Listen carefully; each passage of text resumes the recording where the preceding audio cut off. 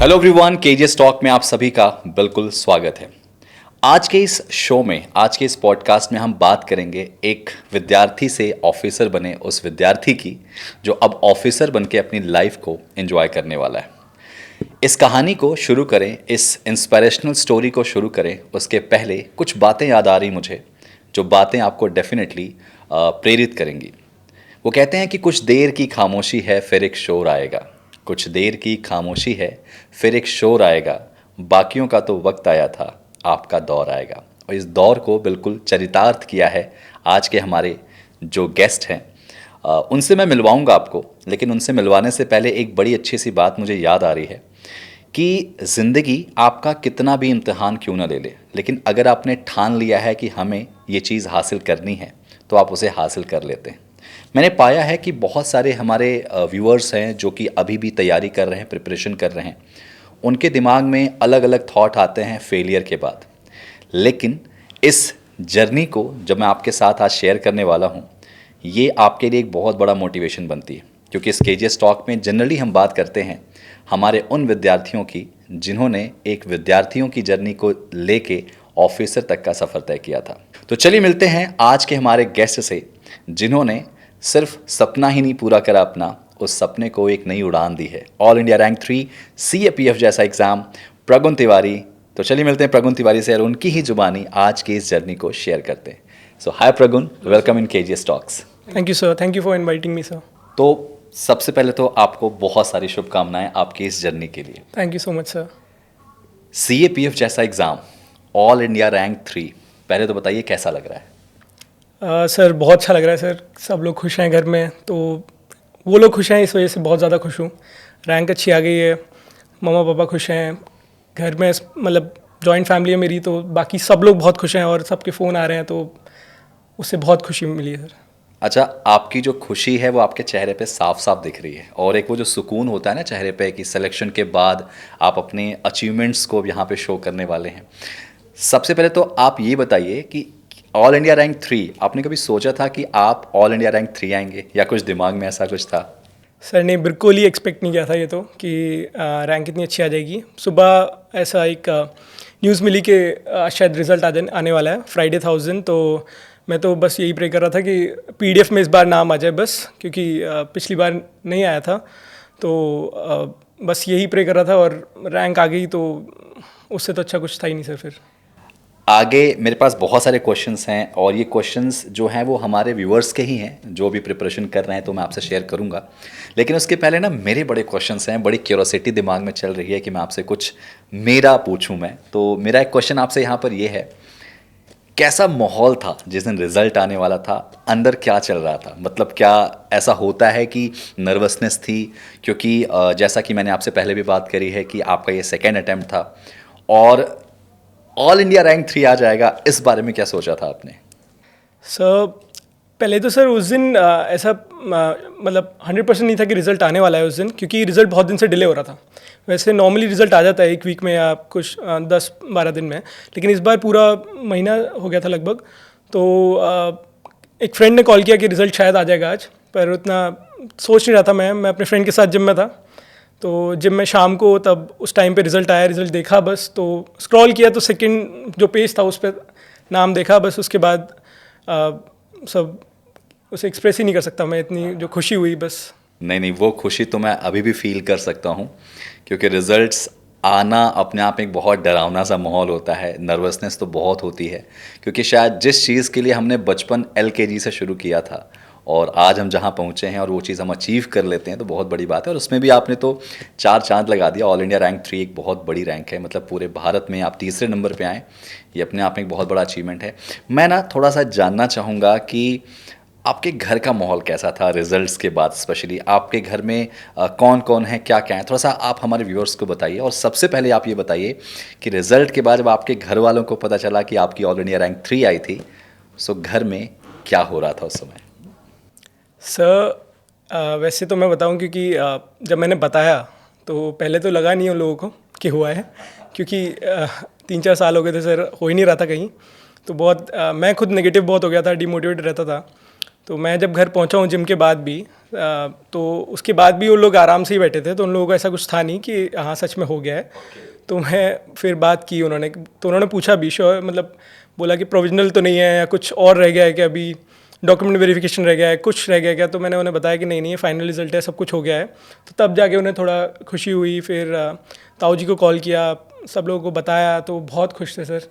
तो माहौल मतलब मम्मा बहुत खुश थी, उन्होंने बहुत मतलब वो बहुत चाहती थी सर कि मतलब बहुत चाहती थी कि कुछ हो, जल्दी हो, क्योंकि वो मैं भी बहुत परेशान हो जाता था सर, और वो उस चीज़ को देख के बहुत परेशान रहती थी कि कर रहा है पर हो नहीं रहा है, कर रहा है पर हो नहीं रहा है।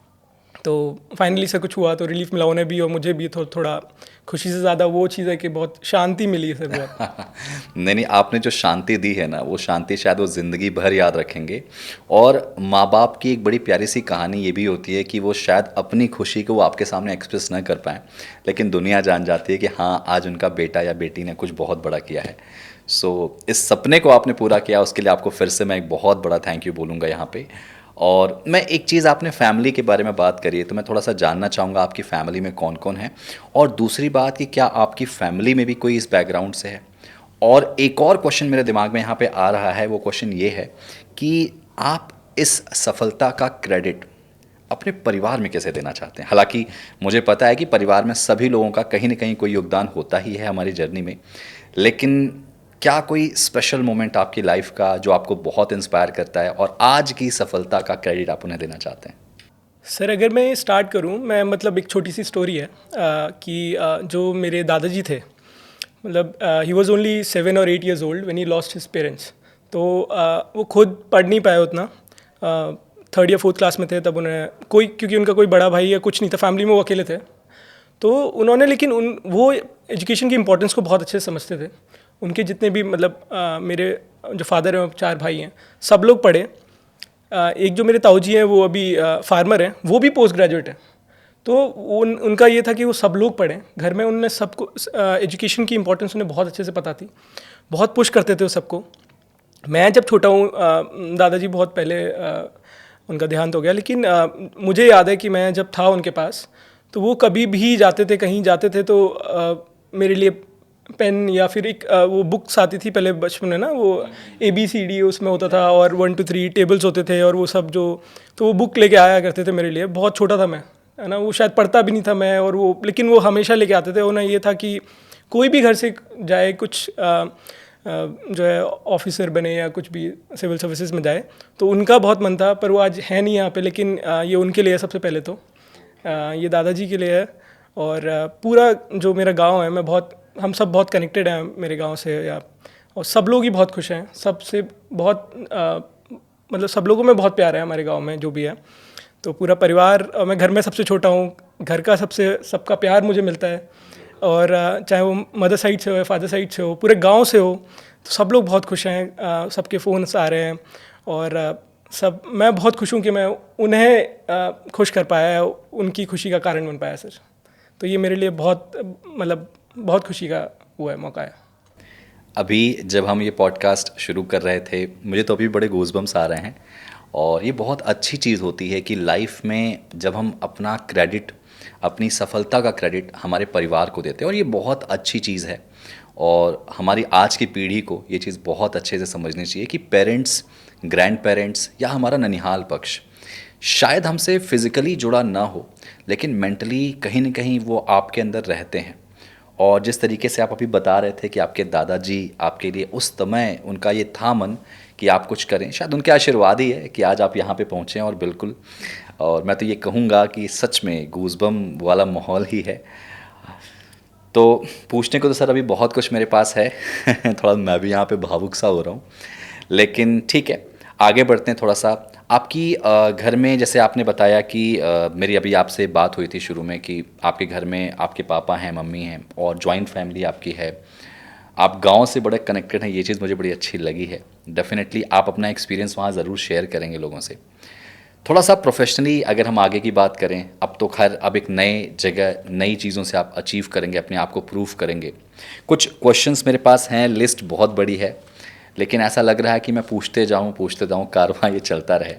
इस एग्ज़ाम के बारे में थोड़ा मुझे बताइए। जैसे अगर मैं बात करूं कि एक बच्चा है जो बिल्कुल बिगिनर है, जिसको अपने करियर में आगे जाना, और ये पॉडकास्ट देखने के बाद शायद उसके दिमाग में भी दिमाग में एक गूज़बम्प से बनेंगे कि नहीं नहीं, मैं भी ये चीज़ कर सकता हूँ।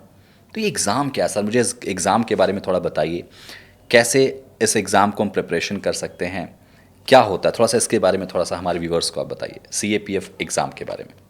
सर ये जो CAPF का एग्ज़ाम है ये यूपीएससी कंडक्ट कराता है, और असिस्टेंट कमांडेंट की पोजीशन के लिए ये जो एंट्री इस एग्ज़ाम के थ्रू होती है।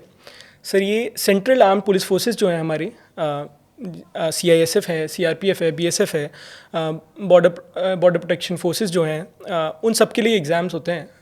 तो इस एग्ज़ाम में बेसिकली 3 फेजेज़ हैं कि जो पहला रिटन होता है, फिर रिटन के लिए मेनली हमें GS, मैथ्स, रीजनिंग, साइंस वो सब तैयार करना होता है, जो कि ऑब्जेक्टिव टाइप एक पेपर होता है। फिर उसी के बाद एक डिस्क्रिप्टिव पेपर भी होता है जिसमें एस्से राइटिंग होता है, आर्ग्यूमेंट राइटिंग और आर्टिकल राइटिंग है, प्रेसिज राइटिंग है। तो दूसरा डिस्क्रिप्टिव इसका एग्ज़ाम है। उसके बाद सर अगर आप ये कंबाइंड जो कट ऑफ इसकी निकलती है दोनों की, वो क्लियर अप अगर आप करते हैं तो आपका मेडिकल और फिजिकल होता है। उसके बाद जो मेडिकल फिजिकल को भी जो क्लियर करते हैं, उसके बाद उनका यूपीएससी इंटरव्यू कंडक्ट कराती है यूपीएससी भवन में, और उसके बाद फाइनल उसी के बेसिस पे जो कंबाइंड जो अपना रिटन है, ऑब्जेक्टिव, सब्जेक्टिव और इंटरव्यू तीनों का कंबाइंड होके एक कट ऑफ निकलती है, उसके बेसिस पे सर्विसेज एलोकेट होती हैं सर। तो मतलब मुझे ऐसा लगता है कि जर्नी काफ़ी लंबी रही होगी, और इस जर्नी में तो बहुत उतार चढ़ाव भी आए होंगे। आपका ये कौन सा अटैम्प्ट था, और मतलब आपकी स्ट्रेटजीज़ क्या रही हैं जब आप प्रिपरेशन कर रहे थे? सबसे पहले तो मुझे बताइए आपका अटैम्प्ट कौन सा था ये? सर ये मेरा सेकेंड अटैम्प्ट था। मतलब आपने फेलियर्स देखी, और अभी आप एक चीज़ बता रहे थे मुझे कि 5 साल मैं बहुत ज़्यादा नेगेटिव हो गया था बीच बीच में, और ये एक ऐसा सर्कल होता है जहाँ पे हम उतार चढ़ाव बहुत देखते हैं, और उतार चढ़ाव में जब हम एक बार कभी भी डीरेल होती है हमारी गाड़ी लाइफ की इस जर्नी पे, तो डिमोटिवेशन बहुत सारे आ जाते हैं। और आपकी स्ट्रेटजीज़ क्या रही हैं, आपने कैसे तैयारी करी थी, हालांकि ये दूसरा अटैम्प्ट था आपका, और आप अपने आप को मोटिवेटेड कैसे रखते थे थ्रू आउट द जर्नी जो आप बता रहे हैं? सर पहली तो सर ये बात है कि जो पहला अटैम्प्ट था मेरा, ये सेकेंड अटैम्प्ट है। पहले अटैम्प्ट के जो मेरा इंटरव्यू था 4 जुलाई, मुझे डेट याद है अभी भी, मॉर्निंग शिफ्ट में मेरा इंटरव्यू था। 3 जुलाई को मेरे भाई का देहांत हो गया था इवनिंग में, और बहुत क्लोज था, मेरे कज़न थे, वो चाचा जी के बेटे थे, और मुझसे बस 1-1.5 साल वो बड़े थे, और वो मतलब he was like a friend. और उनको खोना, और शाम को मैं बस तैयारी कर रहा था, डॉक्यूमेंट रख रहा था, अगले दिन सुबह इंटरव्यू था मेरा, और फिर पूरी रात हम सो नहीं पाए, और मैं उनकी मतलब अंतिम यात्रा में भी नहीं जा पाया, मुझे यहाँ सुबह आना था। तो उसकी वजह से थोड़ा इंटरव्यू भी डिस्टर्ब हुआ। बहुत फैक्चुअल क्वेश्चन जो स्टार्टिंग में पूछे वो मैंने फंबल कर दिए, तो उसकी वजह से थोड़ा शायद इंटरव्यू स्कोर पिछले साल अच्छा नहीं रहा। और मेरिट लिस्ट में जो बाद में मैंने चेक भी किया, जो सेकंड लिस्ट होती है उसमें भी जो सिलेक्शन था शायद वो उसमें मेरा 1-1.5 नंबर से ही वो रुका है।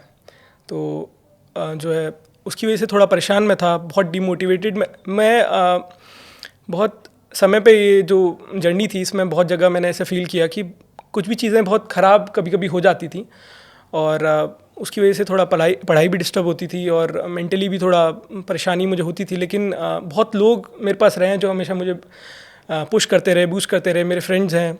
और मैं किस किस का नाम लूँ, जो माता जी हैं मेरी, वो मतलब एक तो बहुत पूजा करती हैं, तो हमेशा बहुत पॉजिटिव रखने की कोशिश करती हैं सबको कि कुछ नहीं है, भगवान जी सब देख रहे हैं, सब बढ़िया होगा, सब बढ़िया होगा। और दोस्त जो मेरे हैं वो सब बहुत मतलब सर सपोर्ट तो मुझे इतना मिला है कि शायद मैं खुद इतना कैपेबल नहीं हूँ, और ये उन्हीं की वजह से है।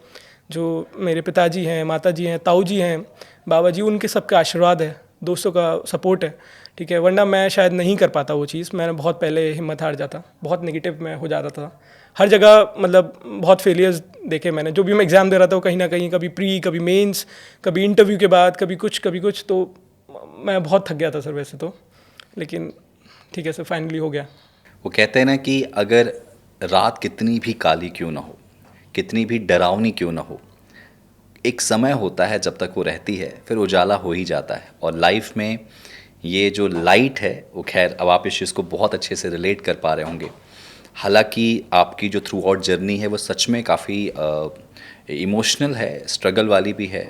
जाहिर सी बात है, हमारे अपनों को खोने के बाद हम अपने आप को जब तैयार करते हैं और अगले दिन ही हमारा इंटरव्यू होता है, तो शायद हमारा मेंटल स्ट्रेंथ पूरी तरीके से अलग होता है और फिज़िकली इमोशनली हम उतने तैयार नहीं होते। लेकिन फिर भी आपने बताया कि आपका 1 नंबर से 2 नंबर से शायद आप रुके। शायद वो रीज़न था कि कुछ बहुत बड़ा होने वाला होता है, तो उसके पहले शायद आपको कुछ स्ट्रगल ज़िंदगी दिखाती है। ऑल इंडिया रैंक 3 इस बार सबके सपनों को पूरा किया। सच में ये जर्नी आपकी दिलचस्प है और मुझे भी बड़ा मज़ा आ रहा है आपसे बात करके। आगे अगर मैं बढ़ूँ तो सबसे पहले तो मुझे आपने यहाँ पे भी बताया कि जो प्रोसेस आपका है, इस प्रोसेस में आपने एक प्रोसेस का नाम लिया फ़िज़िकल, जो आपकी वहाँ पे टेस्ट होता है। ज़रा फ़िज़िकल टेस्ट के बारे में मुझे बताइए कि क्या होता है वहाँ पे, क्या क्राइटेरियाज़ होती हैं या फिर किन किन एक्टिविटीज़ को वहाँ पे परफॉर्म करना होता है? सर फिज़िकल में 4 इवेंट्स होते हैं। पहला they start with 100 metre race, जो कि 16 सेकंड्स में जो मेल कैंडिडेट्स हैं उनको करना होता है, 100 मीटर का जो स्प्रिंट होता है। फिर उसके तुरंत बाद सर 800 मीटर का होता है एक। 800 मीटर को 3 मिनट्स 45 सेकंड में कंप्लीट करना होता है। उसके बाद सर 3 अटेम्प्ट मिलते हैं लॉन्ग जंप के लिए। जी सर, उसके लिए 3.5 मीटर्स का जो लेंथ है वो उसको आपको जी कवर करना होता है। और उसके बाद फोर्थ है सर शॉर्ट पुट का। शॉर्ट पुट जो है एक अटेम्प्ट मिलता है, उसमें 7.26 kgs का जो बॉल होता है उसको आपको 4.5 मीटर्स थ्रो करना होता है। तो ये 4 इवेंट सर फिज़िकल में होते हैं। और सर क्योंकि हम लोग पढ़ाई में थोड़ा इतना ज़्यादा इन्वॉल्व हो जाते हैं कि फिज़िकली उतने नहीं रहते हैं, लेकिन बीच में टाइम मिल जाता है 1-2 महीने का, तो उसमें ही बीच में मैंने थोड़ा फिज़िकली ठीक होने की कोशिश की, जिम विम ज्वाइन किया, रनिंग स्टार्ट की, तो उससे सर हो पाया। अच्छा, एक चीज़ यहाँ पे अभी आप मुझे बता रहे थे, तो ये जो अभी इवेंट्स होते हैं इसमें गैप कितना मिलता है? लाइक जैसे आपने कहा कि 100 मीटर का स्प्रिंट होता है, फिर उसके बाद एक और आपका रनिंग है, उसके बाद आपका इतने सारे इवेंट्स होते हैं, तो क्या गैप मिलता है बीच में या फिर एकदम कंसिस्टेंट कंटिन्यूस कराते रहते हैं? सर ये तो बताना चाहूँगा मैं, फ़िज़िकल मेरा 20 दिसंबर को था। ठंड थी, नोएडा में, यहाँ नोएडा में पड़ा था ITBP में। तो वो पहले तो चेस्ट वेस्ट जो मेजर करते हैं तो वो पूरा सब टी-शर्ट वगैरह सब कुछ उतरवा देते हैं वो लोग। तो उस टाइम पे ठंड थी और वो इवेंट जो है वो सिर्फ शायद आधे घंटे में चारों इवेंट हो जाते हैं सबके। तो वो बिल्कुल भी टाइम ऐसा नहीं होता कि 100 मीटर हुआ, सबका कंप्लीट होते ही तुरंत वो लोग 800 मीटर के लिए कर देते हैं। फिर मतलब कंडीशन ऐसी हो जाती है कि लॉन्ग जंप में ना पैर नहीं उठता है, फिर वो पैर थक जाते हैं। तो फिर लॉन्ग जंप बहुत ज़्यादा, सबसे ज़्यादा लोग निकलते भी उसी में, लॉन्ग जंप नहीं हो पाते, डिस्क्वालीफाई, हाँ सबसे ज़्यादा लॉन्ग जंप में ही होते हैं। तो वो तुरंत फिर वो पिट के पास ले जाएंगे लॉन्ग जंप की। तो आधे घंटे में, शायद आधे घंटे में वो जितनी भी कॉल होती है 32 लोग हर दिन आते हैं वहाँ पे, और आधे घंटे में शायद सारे चारों इवेंट हो जाते हैं लगभग। ये बहुत पॉइंट वाली बात यहाँ पे प्रगुण ने बताई है। तो मैं चाहूँगा मेरे व्यूवर्स जो प्रिपरेशन कर रहे हैं इस बात को ज़रूर नोट कीजिएगा कि आप अपनी जो फिज़िकल प्रिपरेशन करते हैं तो ये हाफ एन आवर का मार्जिन लेके ही चारों चीज़ों को परफॉर्म करने की अभी से प्रैक्टिस कर लीजिए, क्योंकि कहते हैं कि जब आप उस मुकाम तक जाके पीछे वापस आते हैं तो वो बहुत ज़्यादा तकलीफ़ होता है और उस तकलीफ़ से उबर पाने में बहुत ज़्यादा तकलीफ़ होती है, मोटिवेशन बहुत चाहिए होता है। तो ये सारी बातें, ये पॉडकास्ट का हमारा इंटेंशन ही ये है कि हमारी जो व्यूअर जो हमें देख पा रहे हैं, जो हमारे एस्पिरेंट जो आने वाले ऑफिसर्स हैं, अपनी जो भी छोटी मोटी कमी है या जो भी छोटी मोटे डाउट्स हैं वो आप यहाँ पे हमें क्लियर कर सकते हैं। प्रगुण, आगे अगर मैं बढ़ूँ थोड़ा सा इंटरव्यू की तरफ अगर हम जाते हैं, तो इंटरव्यू का आपका क्या एक्सपीरियंस रहा है? वो जो पैनल के सामने आप गए, चूँकि इस एग्ज़ाम को UPSC कंडक्ट कराता है तो पैनल भी वही रहते हैं, तो क्या एक्सपीरियंस रहा था इंटरव्यू का आपका? वहाँ पे आपका क्वेश्चनिंग, अगर आप चाहें तो एक आध क्वेश्चन शेयर करना चाहें तो ज़रूर हमसे शेयर कर सकते हैं, और क्या वो माहौल था ज़रा हमें आप बताइए। सर इस बार मेरा जो इंटरव्यू था वो lieutenant general Rajkumar Shukla sir हैं, वो बोर्ड जो था वहाँ पढ़ा मेरा। तो मेरा लास्ट नंबर था, तो आफ्टरनून शिफ्ट में। तो पहली बात तो मैं दोपहर से बैठा हुआ था वहाँ हॉल में, तो मैं बहुत ज़्यादा तो एक तो बोर ही हो गया था वहाँ हॉल में बैठा, क्योंकि वहाँ आप कुछ नहीं कर सकते, वहाँ बैठे थे। मैं अंदर गया, वहाँ पे 4 मेंबर्स होते हैं, तो मैं बहुत एक्साइटेड था कि जल्दी से बस इंटरव्यू हो इस बार। और क्योंकि ये लास्ट अटैम्प्ट था मेरा, मैं 25 का हो चुका हूँ, तो CAPF में 25 एज लिमिट होती है, तो लास्ट अटैम्प्ट था, तो मुझे ये था कि इस बार मैं बस कॉन्फिडेंट होकर पॉजिटिव होकर बस देना है मुझे, बढ़िया होगा जो होगा। तो गया मैं वहाँ, तो जो बोर्ड के चेयरमैन थे शुक्ला सर, तो उनसे स्टार्टिंग में ही एक वो थोड़ा US और चाइना पे वो उन्होंने मुझसे बहुत क्वेश्चनिंग की, कि बहुत ग्रिल करने की कोशिश की कि US या चाइना, इंडिया को किसका सपोर्ट ज़्यादा इम्पोर्टेंट है, क्या है। तो मैंने जब US बोला तो उन्होंने US पे बहुत काउंटर किया कि US क्यों, चाइना, जब अब चाइना ही सुपर पावर है, हम लोग क्यों नहीं प्रैक्टिकल होकर सोच रहे हैं, चाइना ही फ्यूचर है ये। तो बहुत उन्होंने कोशिश की, पर मैं US के साथ ही रहा और US के मैंने पॉजिटिव्स बताए। फिर उसके बाद वो खुश हुए कि ठीक है हाँ। और उसके बाद लेडी मेंबर थी, उन्होंने फिज़िक्स पे क्वेश्चन, मेरा फिज़िक्स बैकग्राउंड है सर, फिज़िक्स ऑनर्स से मैंने ग्रेजुएशन किया है, उन्होंने फिज़िक्स पे जनरल थ्योरी ऑफ रिलेटिविटी और 2-3 क्वेश्चंस वो किए। फिर एक जो फोर्थ मेंबर थे, उन्होंने पाकिस्तान इंडिया रिलेशंस पे बहुत क्वेश्चंस किए। और एक और मेंबर थे, उन्होंने बहुत पॉलिटी से, एग्रीकल्चर से, इन सब से बहुत क्वेश्चंस किए। तो ओवरऑल सर बहुत अच्छा एक्सपीरियंस था, सब कुछ अच्छे से हुआ, स्मूथली गया सब, कोई ऐसा कुछ अटका नहीं। तो बहुत अच्छा हुआ सर। अभी स्कोर तो नहीं आया है वैसे, तो मैं शायद इंटरव्यू में इस बार बहुत अच्छा आया होगा। मुझे आप ये जब बता रहे थे तो मैं शायद उस माहौल को फील करने की कोशिश कर रहा था कि सच में कैसा रहा होगा वो मोमेंट। अच्छा, लास्ट अटेम्प्ट है, इंटरव्यू राउंड है, पिछली बार 1 नंबर से रह गए थे, ये सब चीज़ें कहीं आपको इंटरव्यू में बॉदर तो नहीं करती हैं? स्पेशली एक दिन पहले का आपका एक्सपीरियंस क्या था? एक दिन पहले आपको क्या फील हो रहा था कि अगले दिन इंटरव्यू है? क्या कुछ नर्वसनेस आपके दिमाग में उस समय आई थी? सर नर्वसनेस तो थोड़ी थी, वो तो नेचुरल है। पर जब मैं इंटरव्यू के लिए पहुंचा तो मतलब ये लास्ट अटेम्प्ट था, तो इसलिए सोच के गया था कि ठीक है अब जो होना है सो होना है, तो बेस्ट देना है बस। तो तब मैं कॉन्फिडेंट होके बस अंदर इंटर करके अच्छे से दिया बस जितना हो। वो कहते हैं ना कि इंसान की जैसी सोच होती है बरकत भी वैसी होती है, तो जाहिर सी बात है आपने उस चीज़ को प्रूव किया है। अच्छा, एक क्वेश्चन जो मेरे दिमाग में काफ़ी देर से चल रहा था और वो मैं पूछने वाला हूँ। अक्सर मैंने पाया है कि जो हमारे एस्पिरेंट्स होते हैं स्पेशली, उनके दिमाग में ना एक क्वेश्चन होता है कि सर कितने घंटे पढ़ना चाहिए। तो आज ये प्रश्न एक मैं टॉपर से पूछना चाहूँगा कि ऑल इंडिया रैंक 3 सिक्योर किया है आपने, कितने घंटे आप पढ़ते थे और कितने घंटे पढ़ना चाहिए किसी भी एग्ज़ाम को क्लियर करने के लिए? ज़रा मैं जानना चाहूँगा कि इसका आंसर आप क्या देंगे? सर जब स्टार्टिंग में जर्नी स्टार्ट हुई तब तो पढ़ता ही था मैं, बहुत पढ़ता था तब तो। 8-10 घंटे तो हाँ नॉर्मली हो ही जाते थे। पर लास्ट जो 1 साल या 1.5 साल से तो पढ़ाई बहुत, मतलब शायद ऐसा भी हो जाता था कि मैं एक पेज खोल के बैठा हूँ बुक का और शायद पूरे दिन में वो भी ना पढ़ पाऊँ। मतलब ऐसे भी दिन रहे हैं। तो तब तो बहुत पढ़ाई ऐसे डिस्टर्ब हो गई थी। तो इनिशियली लेकिन मैं पढ़ा हूँ, लेकिन ऐसा ज़रूरी नहीं है कि सबको ही 8-10 घंटे हर बार पढ़ने हैं। बहुत कम से हो जाता है, 5-6 घंटे अगर आप बहुत रेगुलर पढ़ रहे हो, अच्छे से पढ़ रहे हो, फोकस के साथ पढ़ रहे हो तो ईजिली हो जाता है सर, इतना कुछ नहीं है। देखो भाई, ये ऑल इंडिया रैंक 3 ये बोल रहा है, ठीक है? तो ये सब्जेक्टिव क्वेश्चन है और ऐसा मुझे नहीं लगता कि आप 12 घंटे पढ़ोगे तो ही सिलेक्शन होगा। 3-4 घंटे पे भी आप, कंसिस्टेंसी एक बहुत बड़ी चीज़ होती है जो आपको किसी भी मुकाम तक लेके जाती है। और चूँकि आप जिस मुकाम पे आए हैं अभी प्रगुण, तो यहाँ पे ऑफिसर प्रगुण मैं कहूँगा, यहाँ पे आप वर्दी कितना इंस्पायर करती है आपको? क्योंकि मुझे याद है ना, जब मैं बचपन में था तो उस बचपन के दौर पे मैंने कई बार ऐसे हमारे जो वर्दी वाले लोग हैं, या कहें हमारे जो भी जिस भी बैकग्राउंड से बिलोंग करते हैं, चाहे वो इंडियन आर्मी हो, नेवी हो, जिस भी बैकग्राउंड से होते हैं, बहुत इंस्पायर करती थी। आज भी वो बॉर्डर मूवी दिमागों में आती है तो कहीं ना कहीं गूज़बम्स आ जाते हैं, ठीक है?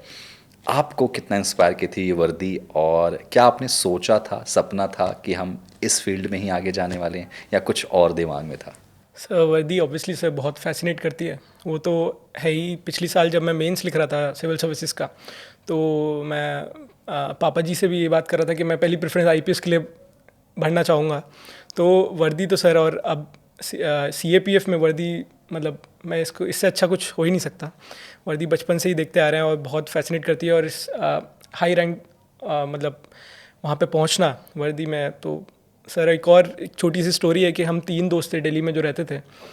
अब एक जो है वो राजस्थान में DSP है, एक दूसरा जो है वो लेफ्टिनेंट बन गया है अभी, और अब मेरा भी फाइनली सिलेक्शन हो गया है, तो तीसरा दोस्त भी फाइनली एक बड़ी पोस्ट पे जा चुका है। तो तीनों हम वर्दी वाले हो गए हैं।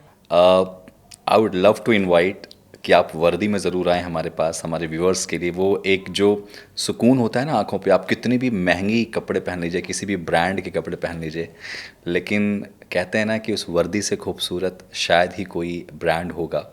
और अगर आप भारत से हैं या किसी भी देश से हैं, वर्दी एक अपने आप में इंस्पिरेशन देती है। सो सच में ये तो बहुत बड़ी बात है। अच्छा, एक चीज़ और मैं पूछना चाहूँगा कि लाइफ में जब हम कभी आगे बढ़ते हैं, हम कभी अपने आप को आगे की तरफ ले जाते हैं, तो ये कहानी ज़रूर हमारी होती है, लेकिन इस कहानी के किरदार और भी होते हैं। बहुत अलग अलग किरदार होते हैं जो हमारी इस जर्नी में किसी न किसी रूप में हमारा सपोर्ट करते हैं। तो आपकी इस स्टोरी के और जो किरदार रहे हैं जिन्होंने आपको इस यहाँ तक लाने में हेल्प करी है, क्या ऐसा कोई था या ऐसे लोग थे? मैं जानना चाहूँगा, ज़रा इसके बारे में आप प्रकाश डालिए। सर मैं नाम नहीं ले पाऊँगा, इतने लोग हैं सर, और बहुत अच्छे दोस्त हैं सारे। मैं दोस्त ही नहीं, सब भाई हैं, तो बहुत सपोर्ट उन लोगों ने किया हमेशा, और सब अच्छी जॉब पे हैं, सब लोग बहुत अच्छा कर रहे हैं। तो कहीं ना कहीं मुझे लगता था क्योंकि मैं ही सिर्फ घर पे पढ़ा हूँ और पढ़ रहा हूँ, तो बहुत ज़्यादा परेशान मैं हो जाता था कभी कभी, पर वो लोग शाम को मिलते हैं, ऑफिस से टाइम निकाल के मिलते हैं, बात करते हैं, कभी भी उन्होंने परेशान होने नहीं दिया।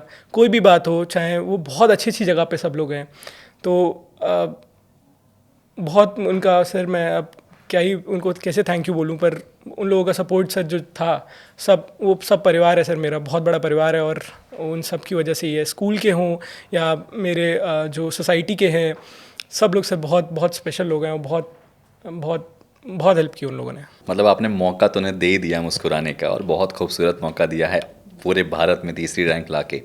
प्रगुन, एक चीज़ और मेरे दिमाग में आ रही थी, अभी मैं आपसे जब पॉडकास्ट हम शुरू कर रहे थे उसके पहले बात कर रहा था, तो मैंने आपसे पूछा था कि जो Hindi medium versus English medium, क्या इम्पैक्ट यहाँ रहता है? क्या अगर आप हिंदी मीडियम से हैं तो आपको स्ट्रगल करना पड़ता है, या आप भी उसी फ्लो में आगे जा सकते हैं? क्या डिफरेंसेस होते हैं? और सबसे बड़ी बात, अगर चूँकि आपने मुझे यहाँ पे पहले भी बताया हुआ है कि आपका बैकग्राउंड इंग्लिश मीडियम का रहा है, तो आपके लिए चीज़ें थोड़ा सा यहाँ पे आसान रही हैं, लेकिन आप उन बच्चों को क्या मैसेज देना चाहेंगे जो हिंदी मीडियम से हैं? क्या आगे जाके उनको कुछ प्रॉब्लम्स होगी? अगर होगी तो क्या, और उसको कैसे वो कोप अप करेंगे?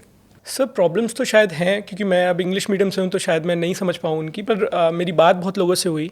रिसोर्सेज सर हिंदी मीडियम में थोड़े कम अवेलेबल हैं, इंग्लिश में ज़्यादा हैं। प्लस जो बाकी मैं बात करूँ सर इंटरव्यू की भी, अगर मैं बात करूँ तो ऐसा बोला जाता है कि इंग्लिश मीडियम से अगर आप इंटरव्यू देते हो तो आपके मार्क्स थोड़े कंपेरेटिवली अच्छे आते हैं। तो इंटरव्यू में शायद वो बोलते हैं कि वेटेज मतलब थोड़ा सा ज़्यादा इंग्लिश वालों को वो हो जाता है। बाकी सर मैं ये नहीं बोलूँगा कि हिंदी मीडियम वालों को ऐसे कुछ परेशान होने की ज़रूरत है। बहुत अच्छे अच्छे लोग हैं, रैंक निकाल रहे हैं, तो अगर वो करें अच्छे से, सारा रिसोर्सेज तैयार करें, प्रैक्टिस करें, सर हो जाएगा वो।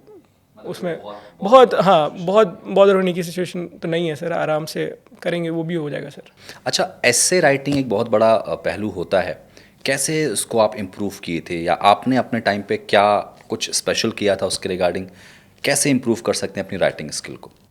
हाँ सर, राइटिंग स्किल्स तो सर यही है कि वो तो प्रैक्टिस है, आप स्किल डेवलप करनी है, आप रिफ़ाइन करो उसे और लिखिए, और अपने फ्रेंड से आप मतलब चेक करवा सकते हैं, वो थोड़े इनपुट्स देंगे, और उसको एनरिच करने की कोशिश कीजिए। फैक्ट्स डालिए, डेटा डालिए, रिपोर्ट्स डालिए, कोट्स डालिए, आप कुछ महाभारत का डाल दीजिए, या कुछ एंशिएंट इंडिया का डाल दीजिए, कुछ एनेक्डोट डाल दीजिए, तो वो एक बोरिंग नहीं होना चाहिए। इसमें 4 ऐसे लिखने होते हैं CAPF की एग्ज़ाम में, तो वो बहुत अच्छे होने चाहिए, रिपीट ना हो चीज़ें, और छोटे छोटे एस्से होते हैं, तो 4 एस्सेज हैं, तो बहुत अच्छे से आप अगर बहुत एनरिच करके लिखेंगे उसे, तो मैं एस्से की बेसिस पे मैंने पेपर 2 ये दिया है कि एस्से अच्छे से हो जाए। मेरा फोकस एस्से पे था कि एस्से मैं बहुत अच्छे से लिखूं, और बाकी पेपर कंप्लीट हो जाए, बस पेपर 2 ये ध्यान था कि एस्से अच्छा हो जाए और पेपर 2 कंप्लीट हो जाए, तो एस्से पे सर ध्यान देना ज़रूरी है। अच्छा, ड्यूरिंग प्रिपरेशन GS पोर्शन जो है बहुत बॉदर करता है, क्योंकि उसकी कोई लिमिट है ही नहीं। GS हो गया, करंट अफेयर्स हो गया,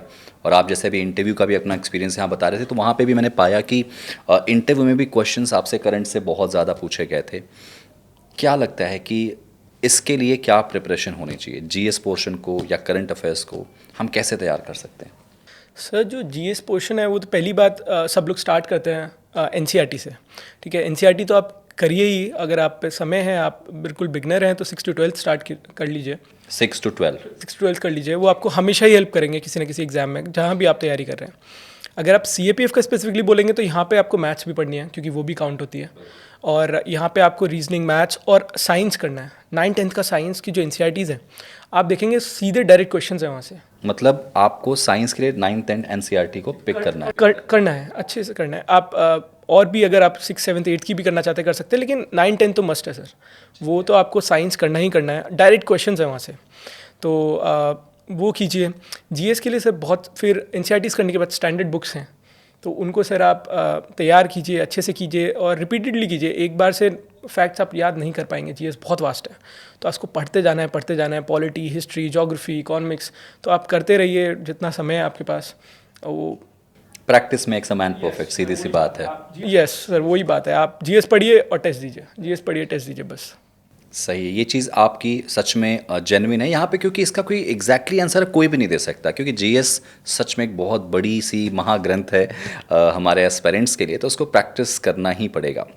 बिल्कुल सही चीज़ आपने बताई। लास्ट के जो 30 दिन होते हैं वो बहुत हेक्टिक, पैनिक और कह सकते हैं कि थोड़ा सा वहाँ नर्वसनेस भी बहुत रहती है। अंतिम 30 दिन एग्ज़ाम के, जब आपको पता चला कि आपका एग्ज़ाम ये है, अंतिम 30 दिनों की क्या कोई अलग से स्ट्रैटेजी आपने बनाई या फिर आप जिस रिदम में चल रहे थे उसी रिदम को फॉलो किया? सर इस अटेम्प्ट के लिए मैं अगर बोलूँ तो थोड़ा प्रॉब्लम ये थी कि मैं मेंस लिख रहा था लास्ट ईयर। ये एग्ज़ाम, अच्छा, मेरा पिछले साल का जो इंटरव्यू का रिज़ल्ट भी आना था वो आ नहीं रहा था, तो वो डिले होता जा रहा था और ये था दिमाग में कि शायद इसी बार हो जाए तो शायद मुझे ये अटेम्प्ट ही ना देना पड़े। तो बहुत ज़्यादा चीज़ें कॉम्प्लिकेट हो गई थी। मेंस के लिए तैयारी कर रहा हूँ, उसके बाद ये एग्ज़ाम देना है कि नहीं देना, रिज़ल्ट कब आएगा, रिज़ल्ट आ गया नहीं हुआ तो, अगर हो गया तो नहीं देना, क्योंकि आप री अटेम्प्ट नहीं कर सकते एग्ज़ाम को। अगर आपको कोई भी एक फोर्स एलोकेट होती है तो वही आपको कंटिन्यू करना होता है। तो बहुत कॉम्प्लिकेटेड था, पढ़ाई मैं नहीं कर पाया उतने अच्छे से रिटन के लिए। पर हाँ, इंटरव्यू के लिए तो इस बार मैंने अपना अटेम्प्ट सिविल सर्विसेज का भी स्किप किया ताकि मैं पूरा तरह से फोकस कर पाऊँ, क्योंकि पिछली बार क्योंकि सर ना मेंस हो पाया फिर और ना इसका इंटरव्यू क्लियर हो पाया। तो इस बार मैंने ये पहले से ही देख लिया था कि इस बार इंटरव्यू कॉल आती है तो इंटरव्यू ही दूंगा अच्छे से, और उसके लिए ही बैठ के तैयारी की सर।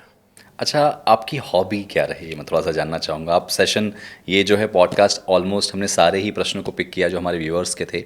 अब कुछ मेरे प्रश्नों का आप जवाब दीजिए कि आपका हॉबी क्या थी एक्चुअली, मतलब है अभी एग्जैक्टली? सर हॉबी तो कुछ भी क्या, मैं बहुत बोरिंग आदमी हूँ। अब तो मैं कुछ भी नहीं करता हूँ, बस वैसे क्रिकेट खेलता हूँ मैं, पर अब वो भी नहीं हो पा रहा है क्योंकि सारे फ्रेंड्स बिजी है। तो बाकी तो मैं कुछ भी नहीं कर रहा हूँ सर। वैसे न्यूज़पेपर पढ़ लेता हूँ, ग्लोबल अफेयर्स पढ़ना वो मुझे बहुत पसंद है। बुक्स उनसे रिलेटेड जो भी है, एस जयशंकर जी की है या जो भी है, उनके आर्टिकल्स पढ़ लेता हूँ मैं। प्रताप भानु मेहता जी हैं, तो वो सब पढ़ता रहता हूँ बस। मूवी देखना पसंद है? हाँ सर, कोई साथ हो तो। अकेले नहीं देखता हूँ सर मैं कुछ, अकेले तो मैं, कोई साथ हो तो आप कुछ भी दिखा लीजिए, अकेले मैं कुछ नहीं करता हूँ। बहुत अकेले मैं बहुत बोरिंग आदमी हूँ। चलिए, आपको अपने आप को एक्सप्लोर करने का बहुत सारा मौका मिलेगा। Thank you so much Pragun, यहाँ पे आप अपने अपने एक्सपीरियंसेस शेयर किए, और जाते जाते आप हमारे उन अपकमिंग ऑफिसर्स को क्या मैसेज देना चाहेंगे, क्या अपने एक्सपीरियंसेस क्या शेयर करना चाहेंगे? मैं चाहूँगा प्लीज़ थोड़ा बताएं। थैंक यू सर, धन्यवाद आपका, आपने ये मौका दिया मुझे। और सर इनिशियली तो मैं ये बोलना चाहूँगा पहले तो कि जो मॉक मैंने यहाँ दिया, मॉक से भी बहुत फ़ायदा हुआ सर, बहुत वैल्यूबल इनपुट्स मिले, पैनल बहुत अच्छा था। तो वो वैसा ही था जैसे यूपीएससी में अब 4 मेंबर्स होते हैं, यहाँ पे भी वो सर वैसा एक एक्सपीरियंस मिल गया इंटरव्यू से पहले, तो वो बहुत इंपॉर्टेंट है सर। और जो भी सर इस बार दे रहे हैं, आप आगे भी देंगे, जो फ्यूचर ऑफिसर्स हैं वो बिल्कुल ट्राई करें सर, बिल्कुल मॉक दे के बहुत बेनिफिट उसका होता है। और सर यहाँ पे भी आज मैं जैसे आपसे मिला और ये अवसर मुझे मिला ताकि मैं अपनी बात पहुँचा पाऊँ, मैं बस ये बोलना चाहता हूँ कि सब मेहनत करें, फाइनली एक ना एक दिन हो जाता है। हो गया मेरा भी, मैंने नहीं एक्सपेक्ट कर रहा था मैं, लेकिन ठीक है, हो जाता है सर। मेहनत बेकार जाती नहीं है, वही सुनते आ रहे हैं हम और हो गया sir, thank you so much sir. So thank you so much Pragun, आप यहाँ पे आए, मुझे बहुत अच्छा लगा कि आपने उन सारे क्वेश्चंस को बहुत ही ईजिली रिप्लाई किया जो हमारे व्यूअर्स के एस्पायरेंट्स को कहीं ना कहीं बहुत ज़्यादा इंस्पायर करेगा और सीखेंगे इस चीज़ से। So I wish you all a very best for your future. I wish यहाँ पे आप वर्दी के साथ एक बार ज़रूर आएंगे। और thank you so much once again, congratulation for your all India rank 3 and yes, भविष्य में आप बहुत आगे जाएंगे, ये हमारी सबकी शुभकामनाएं। So thank you so much. Thank you sir, thank you. So दोस्तों, यहाँ पे आज तक के लिए इतना ही। हमारे साथ थे Pragun Tiwari, all India rank 3, जिन्होंने CAPF जैसे बड़े एग्जाम को क्रैक किया। और भी बहुत सारी कहानियाँ हैं, बहुत सारी रियल इंसिडेंट्स हैं जो आपके साथ हम शेयर करेंगे। तब तक के लिए हमसे जुड़े रहें और अपने आप का एक्सपीरियंस ज़रूर यहाँ पे लें।